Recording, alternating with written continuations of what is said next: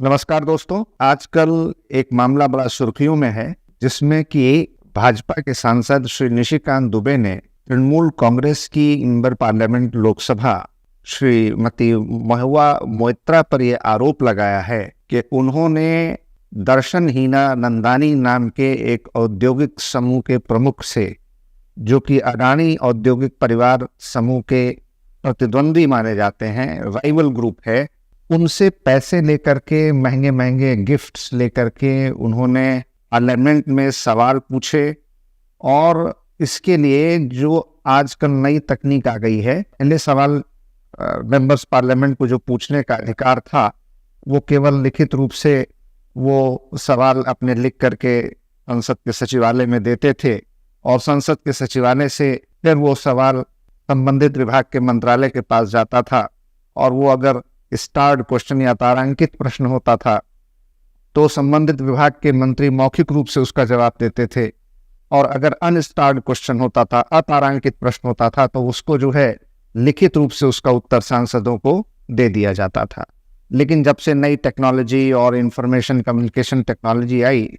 तो अब members parliament को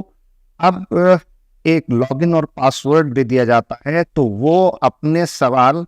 अब इलेक्ट्रॉनिक डिजिटल मीडियम से भी पूछ सकते हैं। और तृणमूल कांग्रेस की सांसद महुआ मोइत्रा पर आरोप ये है कि उन्होंने दर्शन हीरा नंदानी, जो कि अडानी ग्रुप का राइवल ग्रुप है,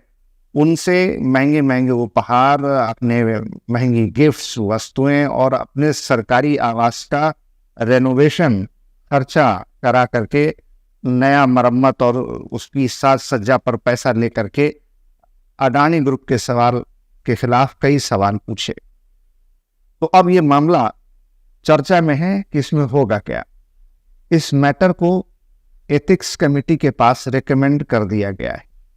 तो सवाल यह है कि एथिक्स कमेटी क्या होती है, और एथिक्स कमेटी के बाद ये मामला ब्रीच ऑफ प्रिविलेज कमेटी या विशेषाधिकार हनन समिति के पास भी जा सकता है। तो जैसा कि हम जानते हैं कि एथिक्स कमेटी जो है ये एक ऐसी समिति है जो सांसदों के आचरण और व्यवहार की परीक्षा और उनका किस तरीके का संसद या संसद के बाहर आचरण और व्यवहार रहता है उसकी परीक्षा करने के लिए यह समिति बनाई जाती है। और इस समिति का गठन स्पीकर यानी लोकसभा अध्यक्ष 1 साल के लिए करते हैं। सबसे पहले अगर बात करें तो दिल्ली में 1996 में प्रिजाइडिंग ऑफिसर्स की पीठासीन अधिकारियों की एक कॉन्फ्रेंस बुलाई गई थी 1996 में, और ये तय किया गया था कि दोनों सदनों के लिए, राज्यसभा और लोकसभा के लिए, एक एथिक्स पैनल बनाया जाए। और उस समय जो हमारे राज्यसभा के वाइस प्रेसिडेंट थे श्री के आर नारायणन साहब, जो कि चेयरमैन होते हैं राज्यसभा के, तो वाइस प्रेसिडेंट ऑफिशियल चेयरपर्सन होते हैं राज्यसभा के, उन्होंने मार्च 4, 1997 को ऐसी ही एक एथिक्स कमेटी राज्यसभा के लिए, अपर हाउस के लिए बनाई और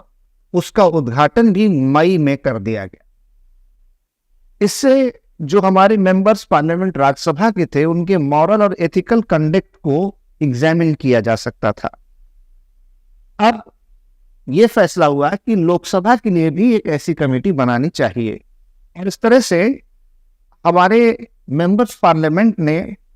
ऑस्ट्रेलिया, यूनाइटेड किंगडम और अमेरिका, इन देशों की यात्रा की। और इन देशों की यात्रा 1997 में करने के बाद ये देखा कि उन देशों में house of committee of privileges या किस तरीके से वहां पर विशेषाधिकार हनन समिति या एथिक्स कमेटी, सत्यनिष्ठा समिति काम करती है।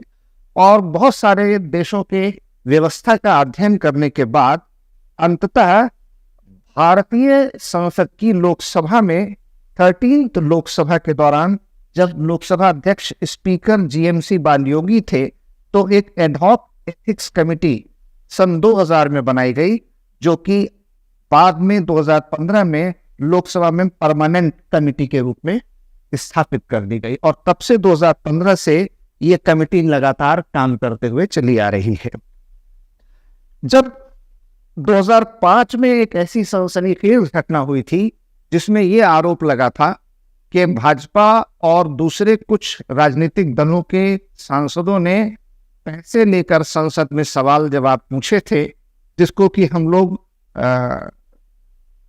क्वेश्चन फॉर कैश स्कैम यानी नोट के बदले सवाल पूछने का घोटाला कहते हैं। और उसमें से 10 लोकसभा सदस्यों को निष्कासित कर दिया गया था, जिसमें एक राज्यसभा के सदस्य थे। यानी कुल मिलाकर 11 सांसदों को निष्कासित किया गया था, क्योंकि उनका आचरण सत्यनिष्ठा के विपरीत पाया गया। Their conduct was found to be unethical and immoral. और उसके बाद ये जो ब्रीच ऑफ प्रिविलेज कमेटी थी, इसने इसकी जांच की और उसके लिए अलग से एक दूसरी कमेटी भी बनाई गई, जिसमें चंडीगढ़ के सांसद पी.के. बंसल ने इस सारे मामले को एग्जामिन किया और उसके बाद ये हाउस एथिक्स कमेटी के पास गई और अंततः इन 11 सांसदों को निष्कासित कर दिया गया, जिसमें से बीजेपी के 6 सांसद थे और बाकी जो थे अलग अलग पॉलिटिकल पार्टीज के थे। इसी के बाद से ये कमिटीज लगातार काम करते चले आ रही है और वर्तमान में अब यही मामला महुआ मोइत्रा का एथिक्स कमेटी के पास भेजा गया है। एथिक्स कमेटी के पास जब ऐसे मामले जाते हैं तो उसका तरीका ये होता है कि कोई भी मेंबर पार्लियामेंट